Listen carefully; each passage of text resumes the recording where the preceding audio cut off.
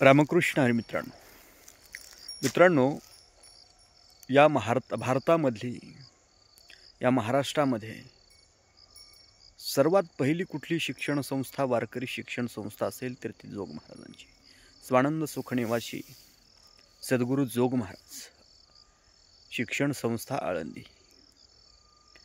आता या संस्थेने एक नवीन आचारसंहिता कीर्तनकार लोकांसाठी बनवलेली आहे, एक नवीन नियमावली आणलेली आहे। की यामध्ये काय आहे की कीर्तनकार लोकांनी ज्ञानेश्वरी, गाथा, इतर संत वाङ्मय याचा सखोल अभ्यास करायचा आहे आणि त्यानंतर लोकांसमोर जायचं आहे, लोकांना उपदेश करायचा आहे आणि अगोदर ते आचरणात आणायचे स्वतः, नंतर लोकांना सांगायचे। त्यानंतर काय सांगितलं? आशाळभूतपणे श्रीमंताच्या पाठीमागे लागणे। आता आपण जर पाहिलं, आपल्याला एखाद्या मोठ्या महाराजाची तारीख पाहिजे असेल तर ती सहजासहजी आपल्याला भेटत नाही, आणि एखादा कोणी धनदांडगा व्यक्ती असेल तर त्यांची जरी तारीख दुसरीकडे असली तरी त्याच्यामध्ये फेरबदल करून असणारी त्या श्रीमंत लोकांसाठी ते महाराज उपलब्ध होतात। हे सामान्याच्या बाबतीत घडत नाही। मग अशा प्रकारची एक नियमावलीमध्ये बनवलेली आहे की आशाळभूतपणे कीर्तनकार लोकांनी श्रीमंतीच्या पाठीमागं न लागणे, त्यानंतर कीर्तनाचा धंदा न करणे।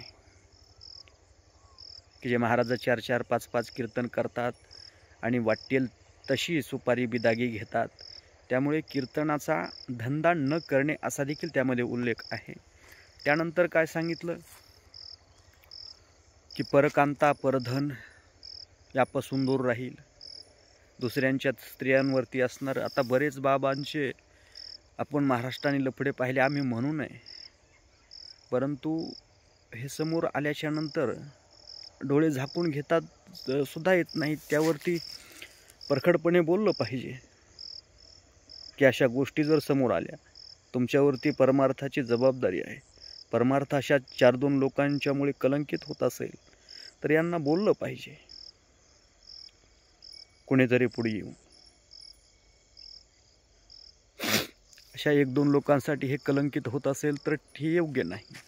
त्यामुळे ह्यामध्ये ही नियमावली बसवलेली आहे की संबंध आयुष्यभर मी विद्यार्थी दशेतच राहील। अशा अनेक 10-15 नियमावली आहेत।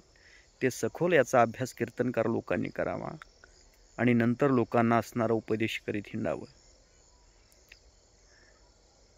एखादा महाराज जर आपण बघितला अगदी जुजबी ज्ञानावरती थोडंफार इकडलं तिकडलं सांगून वेळ मारून नेतात, हे असे कीर्तनकार आता नको आहेत।